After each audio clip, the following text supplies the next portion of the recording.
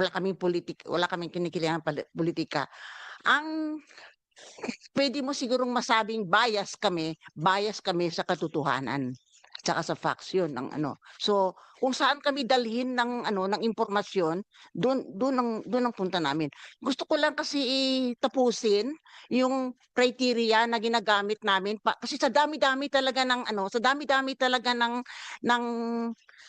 kasinungalingan na lumalabas sa social media, hindi namin talaga puwede lahat ma ma ma ma I mean hindi puwedeng iasa sa fact checkers ang laban sa disinformasyon, 'di ba? So, dapat talaga bawat isa sa atin mag-ano, yung lahat-lahat natin gumawa ng ating paraan. So, 'di ba nasabi ko na kanina na dapat yun, statement of fact, yung hindi yun fiction, hindi yun opinion, yung ano, ang dapat namin ifa-fact check. Ang pangalawa is yun nga, yung, relevance, 'di ba? Dapat may ang pangatlo is that timing, 'di ba? Yung tawag dito, yung hindi history ang ifa-fact check na nangyari pa nung panahon pa ni Magellan, 'di ba, gano'n. So, yung dapat timely, 'di ba, ang isa pa is that, um, dapat Halimbawa po ngayon, Ma'am, Ellen, narinig niyo na po kay, Senator Marcoleta yung mga bagay na ikinakabahala niya. Yun po ba mabibigyan po ng panahon sa inyo para mai-fact check niyo po yun, yan? oo naman, Opo, oo. yun. Kaya Marcoleta, ano po ang, masasabi ninyo? Bibigyan daw po nila ng panahon yung 4 na, sabi issue sa inyo. ito pa kasi, isa pa kasi Salamat. kailangan yung sinasabi namin feasibility, dapat titingnan namin kung kaya namin 'yan ma m ma-debunk, ano ba yung debunk sa Tagalog? Mapawalang saysay niyo po. Opo, Ano po yan? at least 'no, Opo. at least within 24 hours kasi ang purpose kasi ng fact checking is to stop the spread of falsehood para mahinto yung pagkalat. Kasi kung marami namang ano, puwede naman kasi mag-investigative journalism ka na puwede kang abutin ng 1 buwan, 'di ba gano'n? Pero sa fact checking kasi kailangan ang purpose mo kasi doon para mahinto yung pagkalat kasi sa Yun nga po ang gusto po kasi ni, Senator yung Marcoleta. virality kasi Opo. importante yan kasi yung in just in a few second nag-aano, nagba-viral yan, eh. So, importante ma-stop mo. Kayo, ano ang Kung hindi masasabi namin yan ninyo? I-comment nyo lang sa baba ang inyong kung opinyon. feeling namin Gusto kailangan naming pa marinig ang boses ano ninyo. yan, mas marami pa kaming kailangan para ma-debunk yun, gano'n. Ipapasa namin yun sa team na puwede siguro mag-investigative journalism, gano'n. So, yun ang mga Opo. criteria. Katulad po ngayon, ma'am, nasabi na po sa inyo ng harapan na sinasabi niya fake news yun. Puwede po ba niyong i-debunk Titingnan yan? namin kung mag-fall doon sa criteria. Tapos ito pa, hindi kami nagte-takedown, 'di ba? Nasabi kasi ni Gemma, kami ay nagka-classify false, fake, misleading, mga gano'n. So, isasubmit namin 'yan sa Facebook. Facebook ang nagte-take action. Hindi kami Medyo pagka nagde-delete, ganyan po hindi kami katagal kasi nagte-takedown. medyo matagal yan, ma'am. Mr. Tagal. Chair, Ano naman, Sige po, Senator Marcoleta. minsan dun sa 24 hours minsan. dun sa 4 na fake news na aking inilahad ngayong umaga, yung dalawa po ay hindi ko na pwedeng pasalamatan ng Vera Files kasi kami po na-take down na namin nang hindi sila nakatulong. Ah, pero kailangan pong malaman po ninyong lahat na bago po namin nagawa yon, ini-email po namin kasi yung Vera Files at saka yung Rappler. Pero yung Rappler binibigay rin sa Vera Files. Pero napakabagal po talaga yung action. Kaya doon sa unang dalawang sinabi kong fake news, kami na po talaga nakipag-coordinate at successfully nagawa namin. Ito pong pangatlo, partially, ay pasasalamatan natin ang Vera Files kasi po kahit papano, ang ginawa po nila, dinemote po nila. Pero hindi entirely po nakatulong yun kasi pag dinemote po yun, ang ibig sabihin nun, meron pa rin pong makakakita, ngunit kokonti na lang. So hindi talaga buong-buo na aalisin nila. Yung po yung tinatanong ko sa inyo, Madam, ba't kinakailangang i-demote ninyo? Alam ninyong completely fake po ito eh. Talaga pong hindi kayo ang nagte-take down, alam namin yon. Ngunit kapag kayo nakipag-coordinate sa Meta sa Singapore, sila pong magte-take down. Kagaya po ng ginawa namin sa unang instances. Yun po yung aming gustong sabihin sa inyo. Bakit kami nagawa namin? Samantalang kayo ang may direkta pong may communication. Bakit kailangan po natin pagtalunan pa ito? Kasi siguro si Gemma. Miss Gemma Mendoza. I-clarify lang po natin. We don't communicate with, it would be impossible for us to communicate with Meta for every piece of thing that we rate. So we don't do that. Ang ginagawa lang po namin, ang interaction namin is through the platform they have, which is the platform that is made available to fact checkers. Yung action po nung yung action ng pag-demote, that is done by Meta when a rating is when a rating has been submitted. And that is that is their algorithm already that works on it. Now, yung question po about so like halimbawa po yung kanina nabanggit na yung isang content was manipulated. Definitely po, if that was submitted to us, then we would have looked at it. So isa po yun sa mga tinitingnan namin talaga. Ngayon, hindi po talaga lahat nagagawa kasi kaunti lang po talaga kami. At hindi naman po yun lahat matitingnan ng mga fact check. Mr. Chair, ako po naniniwalang hindi po nyo kaya lahat tingnan. Pero yung mga bagay na nire-repair po namin sa inyo through email, dapat tingnan naman po ninyo. Hindi namin gagawin yun ng ganun-ganun lang. Kaya namin kinakasangkapan kayo at gusto namin tulungan nyo kami dahil mali nga po itong ginagawa nila. So, we are not asking you to look at every fake news in the entire universe. Ang sinasabi namin, pag kami nakipag-communicate sa inyo through email, pansinin nyo naman kami. Pero itong naunang ang ginawa namin, ang tagal-tagal, kaya nga po kami na po ang gumawa ng paraan. Ayoko na pong ulit-ulitin ito. Itong pangatlo, kaya sabi ko po sa inyo ma'am, partially, nagpapasalamat kami dahil dinemote ninyo kahit papano. Pero ang gusto namin talaga, mawala na. Tama po, yun po yung gusto namin. Wala nang pong debate ron.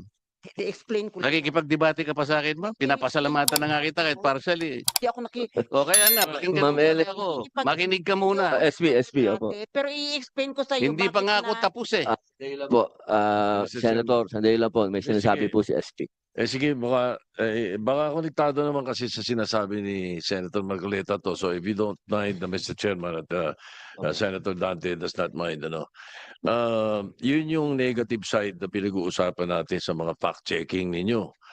Dapat pina-fact check nyo rin naman yung positive. Hindi po ba? Like for example, may isang senador nagyayabang 300 daw ang binasa niyang batas. Hindi naman totoo. Hindi nyo sina-fact check yun? Yung mga ganon. I'm just giving an example. Di ba dapat i-fact check nyo rin yung hindi totoo? Yung bola. Di ba? Hindi pwedeng yung puro negative lang ang chinecheck. Check nyo rin yung bola. For example, ito si ganito raw, nanalo siya ng award, ganito, gold medal sa ganito. Hindi naman. Di ba? Dapat meron ding fact checking yun. Anyway, nabanggit ko yun. Yun yung negative side. Yun yung positive naman. Na mali. Na fake news pero nasa positive. May binibuild up na tao o binibuild up na sarili niya. Diba? Anong pinakasagot na nakikita ko po dito? At ito'y talagang dapat once and for all, diinan na.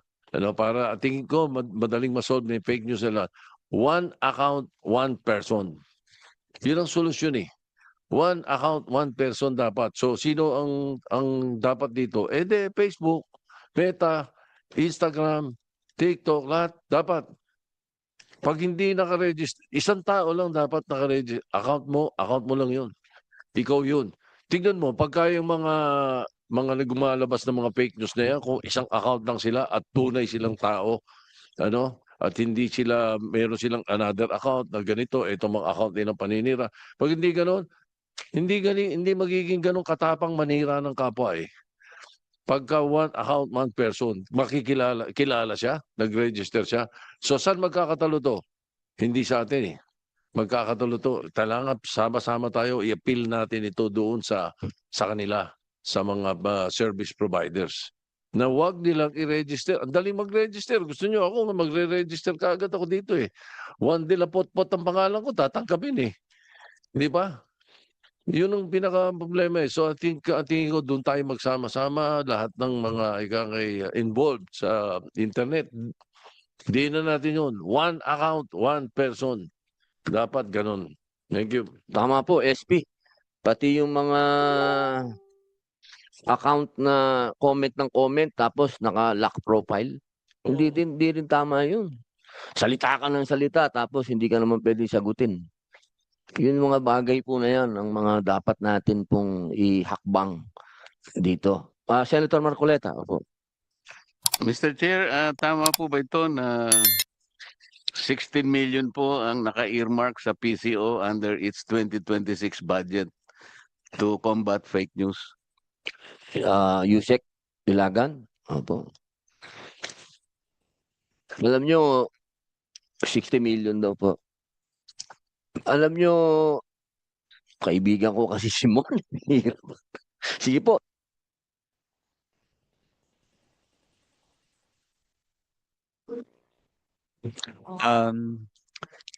Sorry, sir. I'm just checking lang the data, Senator. We're just fact checking the data, but there's no specific Kasi about the po, fake news. kaya po tinatanong ito dahil kung hindi po nyo mate-take down ng mga fake news na nire-report namin, nandito po ang ating Senate President. Baka tanggalin po niya yan. Ilagay na lang po natin sa makakatanggal po ng mga fake news sa madaling panahon. Hindi po yung nagtatagal. Habang nag-aantay po, mag-aantay We're po just tayo checking po, Senator. ng sagot po ninyo. Baka po merong gustong idagdag yung mga fact checkers po natin sa punto po kanina tungkol sa political alliance. So, wala pong political alliance sa inyo. Wala po. And we regularly disclose the list of fact checks that we do every year. So the other thing po na note ko lang po dito is pag may link po na sinubmit, so baka lang po I was checking our email, baka lang po sir walang na-submit na link and that was probably the reason why it was not fact checked. Tapos baka po pwedeng sa next na meeting may meta dito. Opo. Mr. Chair, siguro, sabi niyo po kasi kanina hindi lahat na-fact check ninyo. So, is it a problem of competence or your ability to fact check all things that go to the internet? Kasi kung talagang imposible naman yun, so what is a fact checker for? Kung hindi nyo naman talaga mapafact check lahat. Kagaya ng nangyayari po ngayon. Ano po yung limitations ninyo, if there are limitations?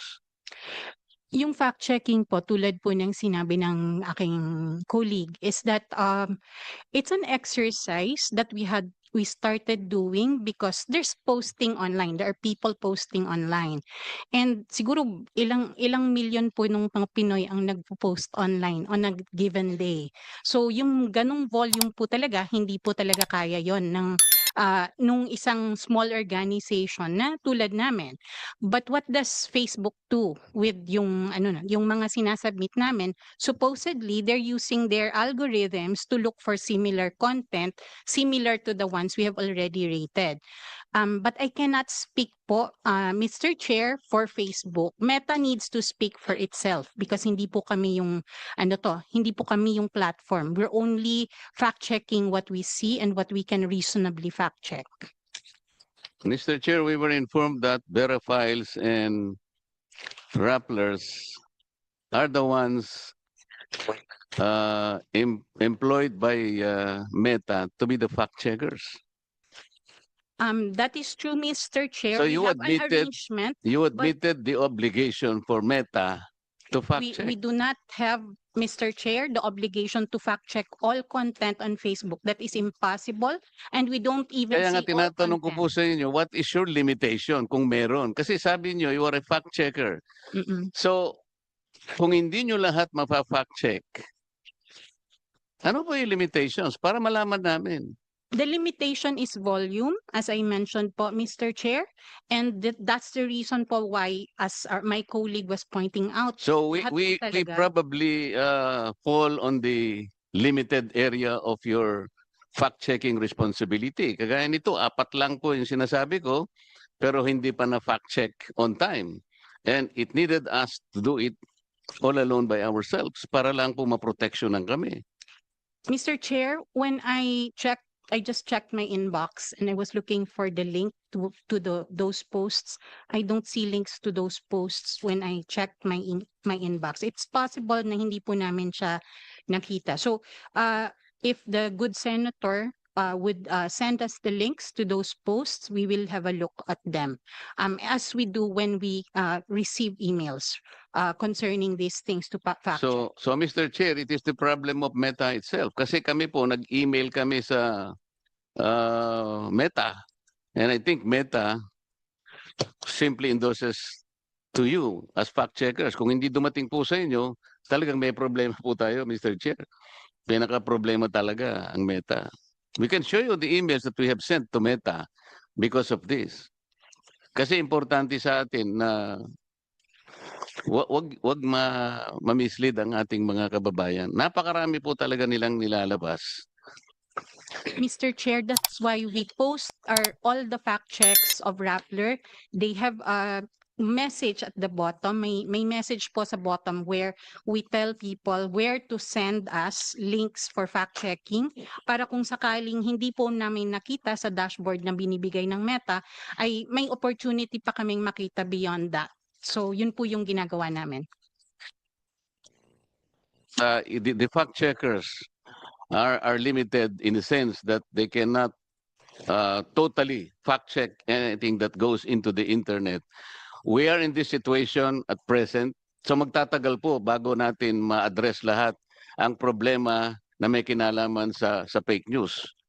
Sa ngayon wala po tayong magagawa. Is that the state of affairs now? With respect, Mr. Chair, this is why we are here in the hearing today. Our suggestion, in fact, and one particular action point po kasi na kailangan mangyari. Kasi before po, there used to be more access to data in the platforms. Sa ngayon po, over the past years, that access has been reduced. So we have difficulty seeing like actually searching for content already that is similar to things we see.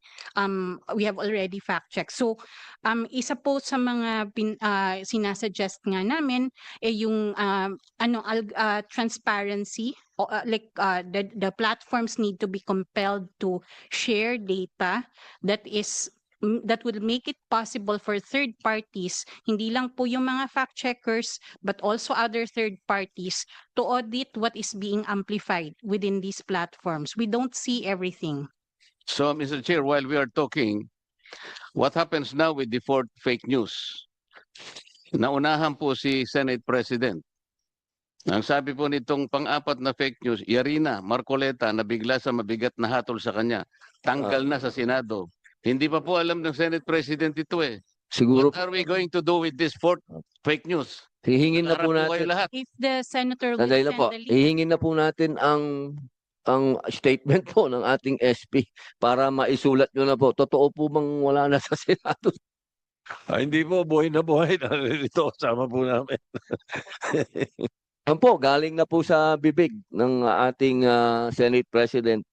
Sana po sa lahat po ng may social media, sana po mapakalat na po na hindi po totoo yan at isang fake news yan. Opo.